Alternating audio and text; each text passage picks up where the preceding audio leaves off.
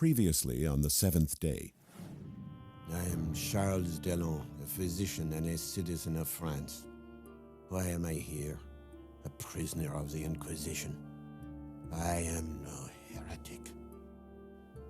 They want me to confess, but confess what? And now, Part 8 of the seventh day, Revelations from the Lost Pages of History.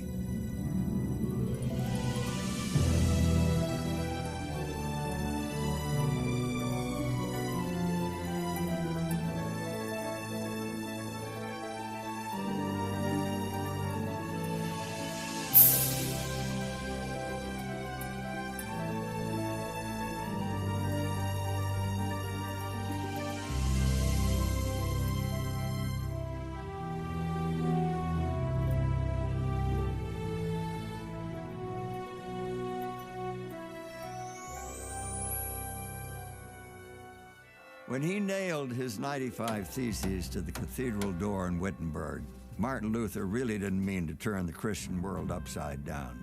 He just wanted to see a few changes in the Roman Catholic Church, his church. But Luther had started a fire that no one could put out. We know it as the Protestant Reformation.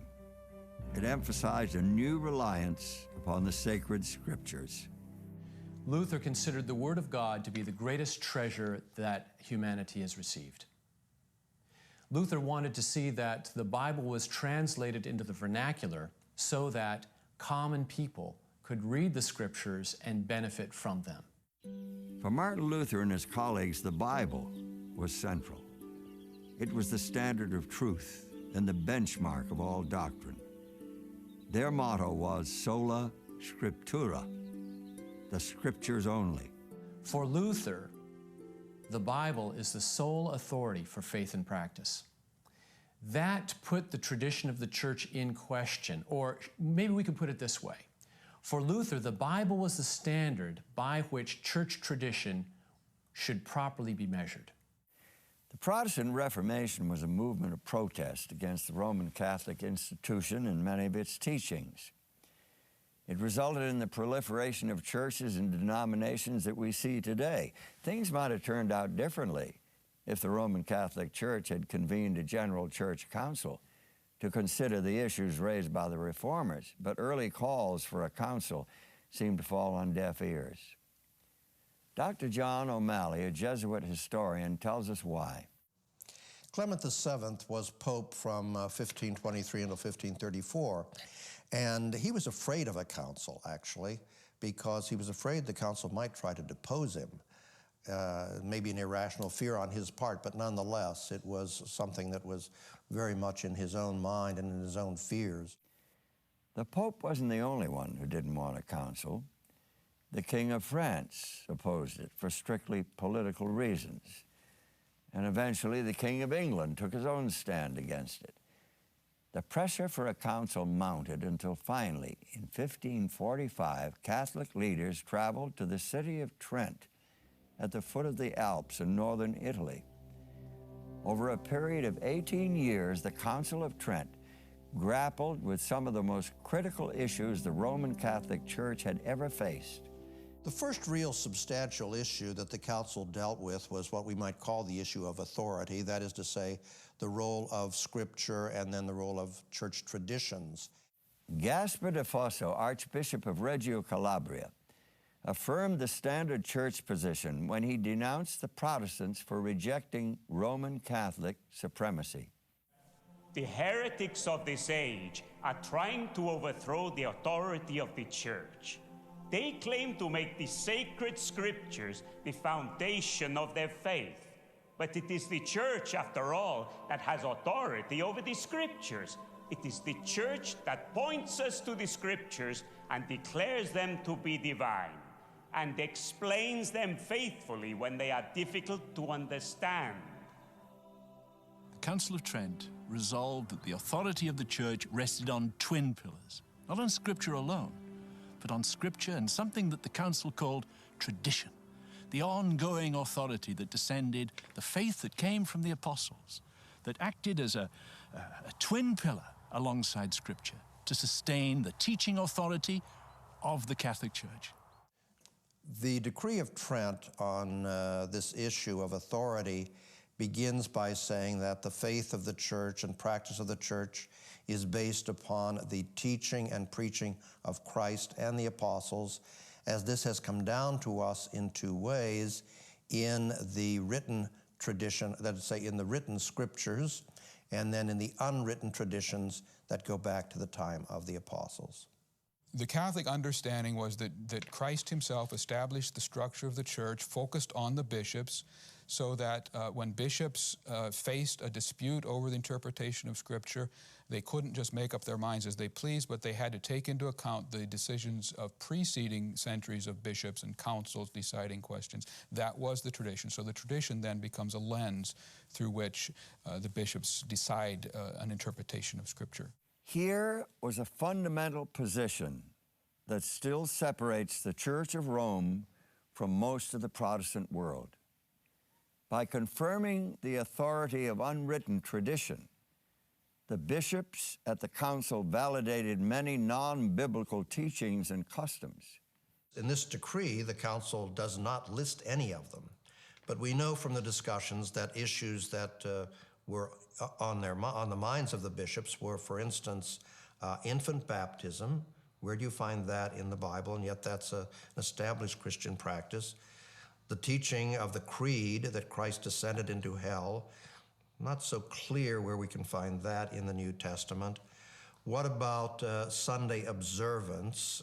That doesn't seem to be in the New Testament. So how could there be a change in the day of worship from Saturday to Sunday? To the Roman Catholic bishops at the Council of Trent, the answer was clear. The Sabbath, the most glorious day in the law, has been changed into the Lord's Day. This has not been done by the command of Christ, but by the authority of the Church. Anabaptists. Now there's a name to boil the blood of 16th century Catholics and Protestants alike. They got their name because they didn't believe in baptizing babies, and baptizing babies was standard practice for Christians at that time. Anabaptists believed that baptism was only for adults who understood and accepted the gospel message. From the very beginning of the Anabaptist movement in 1525, authorities, both Catholic and Protestant, regarded the movement as a threat to the civil order of the state. These Anabaptists denied that church and state had any authority over a man's conscience. And they taught that the common man could understand the Bible for himself, with no need for the church to interpret it for him. And the only true church is the one described in the New Testament, the Church of Jesus and the Apostles. This was very different from the Roman Catholic view, and much more radical than the view of most Protestants. The Anabaptists understood their renewal movement to be an attempt to restore the true church on the foundations of Christ's teachings in the gospel, and also on the model of the early church as it's described in the book of Acts. Some historians see Andreas Bodenstein von Karlstadt as the forerunner of the Anabaptist movement. Early on, he was a friend and colleague of Martin Luther, but their friendship broke up over theological differences. Luther would accept anything that the Bible did not specifically reject or prohibit. Karlstadt, on the other hand, would accept only what the Bible specifically taught and nothing more. Karlstadt's study of the Scripture led him to the Bible's Sabbath and its spiritual meaning. Here's what he says. Sabbath keeping has a double object. In obedience to God, we must rest in peace and pray to God for all holiness and wait to receive it. This rest is realized in man's recognition that holiness comes from no other source than Christ, and that we must be holy as God is holy. When he speaks about the Sabbath, he means a kind of inner Sabbath, in contradiction to the, or in opposition to the outer Sabbath, or outward Sabbath. He is more interested in the inner Sabbath. That means the rest of God within me. One could call it a kind of inner sanctification. This is his greatest concern. And the outer Sabbath should be a help to achieve this inner Sabbath. Unlike Karlstadt, Luther and other reformers generally agreed that the Sabbath of the Bible was irrelevant to Christians. Instead, they promoted Sunday, not as a Sabbath, but as a celebration of the resurrection of Christ. But Karlstadt believed that Sunday observance was merely a human invention. And he wasn't alone in that view. Two Anabaptist preachers, Oswald Gleit and Andreas Fischer, took a similar position. Now, when they read their Bible from beginning to end, they simply saw no precedent, no authority for this change that happened from a Saturday Sabbath worship to a Sunday worship, day of worship. It was in Silesia, that's southwestern Poland, that Gleit and Fischer began preaching and teaching about the seventh-day Sabbath. This was a strong Anabaptist area, and the two men had great success in establishing groups of Sabbath keepers there. What made them so convincing was clear, logical arguments like these. The Ten Commandments are the basis of the moral law. Therefore, the Sabbath, the fourth commandment, is part of the moral law, which Christians are to obey. There are not 8 or 9, but rather 10 commandments. We cannot say that some are to be followed while others can be forgotten. Jesus himself kept the Sabbath. The apostles and the earliest church fathers taught the observance of the seventh-day Sabbath. It was Pope Victor and Constantine, the emperor, who established Sunday worship in the church. On the other hand, God himself established Sabbath worship. We should keep the Sabbath out of love for God. Neither Gleit nor Fischer would die a natural death. Gleit was ultimately arrested, taken to Vienna, imprisoned, tortured, and finally drowned in the Danube, a typical fate for an Anabaptist. Fischer's story is a little different. In 1529, Andreas Fischer and his wife show up in Slovakia preaching among the miners there, and for this they were arrested and they were taken to the Chichva castle. The arrest took place in May. They were held in the dungeon until August, at which time there was a trial of some sort. Both were condemned to death, the wife by drowning and Andreas Fischer by hanging, and the wife was indeed taken out and drowned. The execution of Andreas Fischer was another matter altogether. Oh, they hung him all right, from the castle tower. It seems he dangled at the end of that rope for hours, but he didn't die. Maybe the rope broke. Maybe some friends cut him down. The record is unclear as to just how it happened. What is clear is that Andreas Fischer survived. After Fischer's mysterious, or we might even say miraculous, escape from execution, he labored on for another 10 years as an itinerant minister. He shows up in Moravia, he shows up in Bohemia, he shows up in Slovakia. He seemed to have a sort of a circuit that he traveled for the next 10 years. In 1540, Andreas Fischer was captured and dragged off to the castle at Krasna Horka in what is now southern Slovakia. This time, there was no trial, no escape, and no survivor.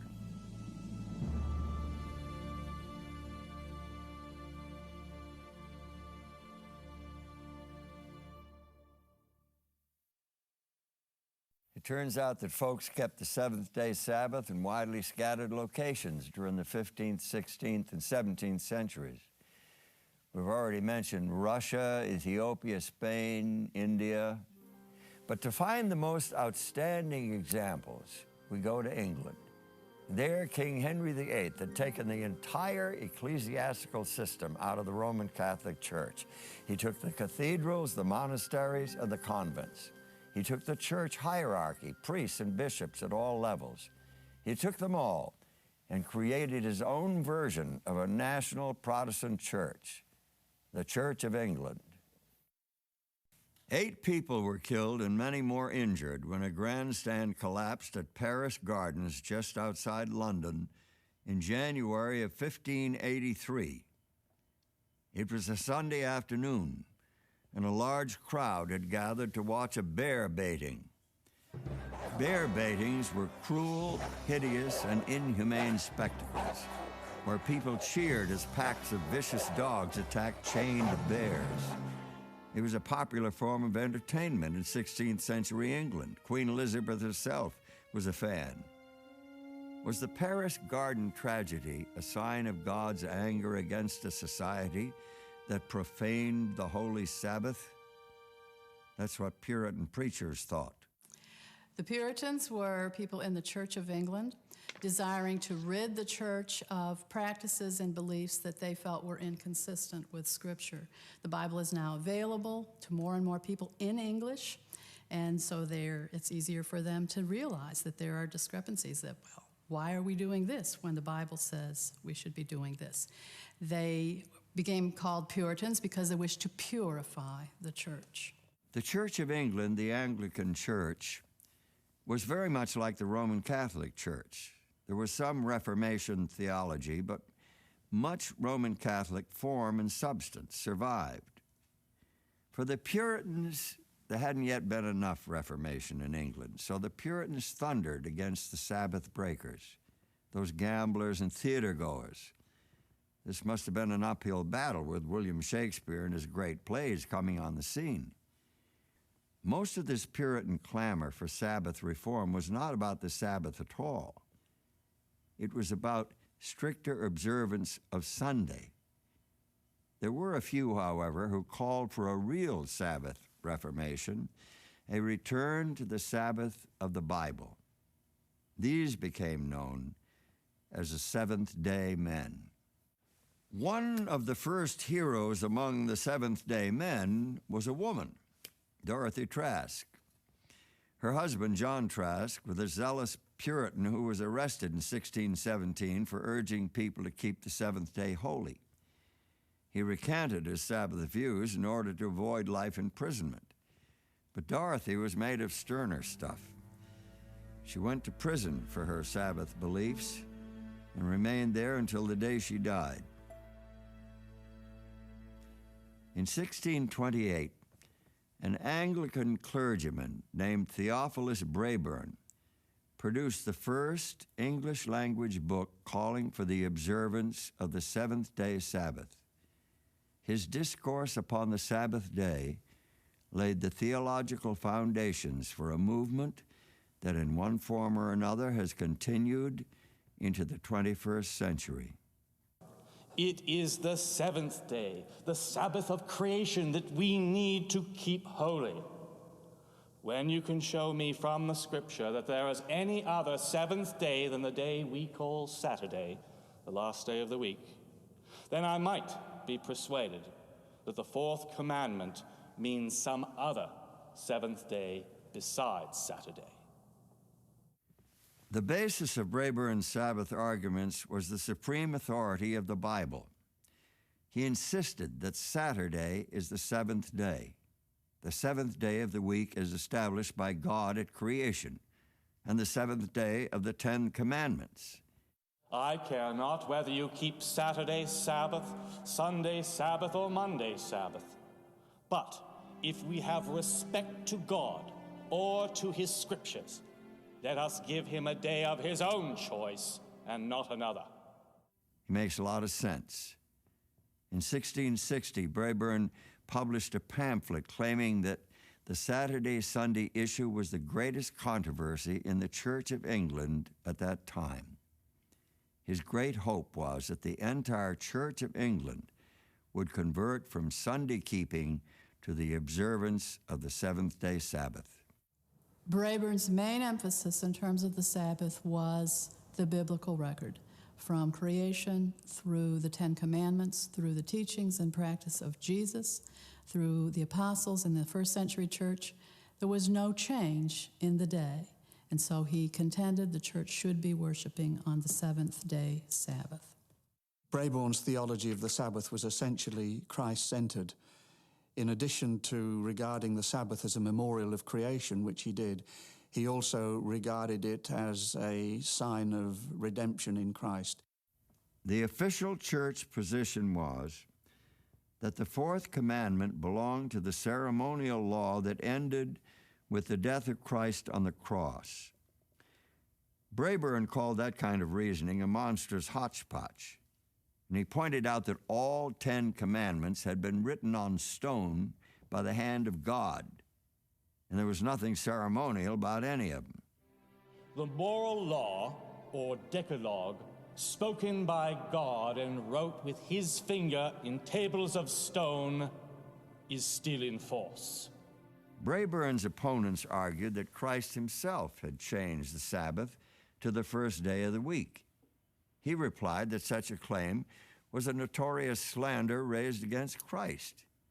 He supported his view by pointing out something that should have been obvious even to his adversaries.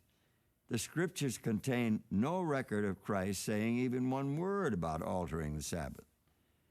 Brabourne claimed that Sunday observance was an error to be charged to the Church of Rome, rooted in tradition, not Scripture. Other Seventh-day men would agree with him. They were not shy about blaming Rome for the Saturday to Sunday change. They called for the English Parliament to correct the error. We do hereby, in God's stead, exhort you to bring back the Lord's holy Sabbath to its proper day. That kind of talk was dangerous. Some of the Seventh-day men paid dearly for their brave words. In 1632, Theophilus Brabourne himself was arrested and confined in London's Gatehouse prison. The court fined him £1,000. That's something like 150,000 US dollars in today's money. They stripped him of his ministerial license and ordered his excommunication from the Church of England. Besides all that, he spent 1.5 years behind bars. James Ockford was a Baptist who lived in the city of Salisbury, and in the year 1650 he wrote a book advocating observance of the seventh day entitled The Doctrine of the Fourth Commandment. One of his main arguments, according to the title page, was that the fourth commandment had, quote, been deformed by popery, end quote. 100 copies of Ockford's book were seized by authorities of the mayor of Salisbury, and a sample was sent to Parliament. Within a matter of days, the House of Commons condemned the book on the grounds that it was erroneous, scandalous, and profane, and ordered that all copies in England and Wales be publicly burned. Ockford himself was excommunicated and sentenced to prison. As for his book, only one copy survives to this day in the library of Christ Church in Oxford, England. Another Sabbath reformer, Francis Bamfield, was a descendant of Sir Francis Drake and brother of a distinguished member of Parliament. Although he was one of the greatest English preachers of his day, his nonconformist views landed him in prison in 1663. It was there in the Dorchester jail that he discovered the Bible Sabbath and started observing the seventh day. Several other inmates joined him. After his release, Bamfield became a leading proponent of the Sabbath. He went to London and tried to organize a union of Sabbath-keeping congregations there.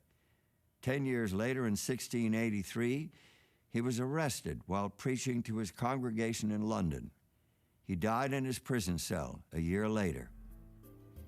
Despite hardship and persecution, the Seventh-day Movement flourished in 17th century England. Numerous congregations gathered for worship on Saturday in widely scattered parts of the country. Woodham Mortimer was home to one of the most prominent and influential of the Seventh-day men. Physician to 3 sets of English kings and queens, Peter Chamberlain was a famous doctor and a longtime Sabbath keeper. Take a look at his tombstone. As for his religion, he was a Christian, keeping the seventh-day Sabbath above 32 years. In 1682, he wrote an open letter to the Lord High Chancellor, calling the Pope the triple-crowned little horn changer of times and laws, a reference to a startling prophecy from the Old Testament book of Daniel. And he shall speak great words against the Most High, and shall wear out the saints of the Most High, and think to change times and laws.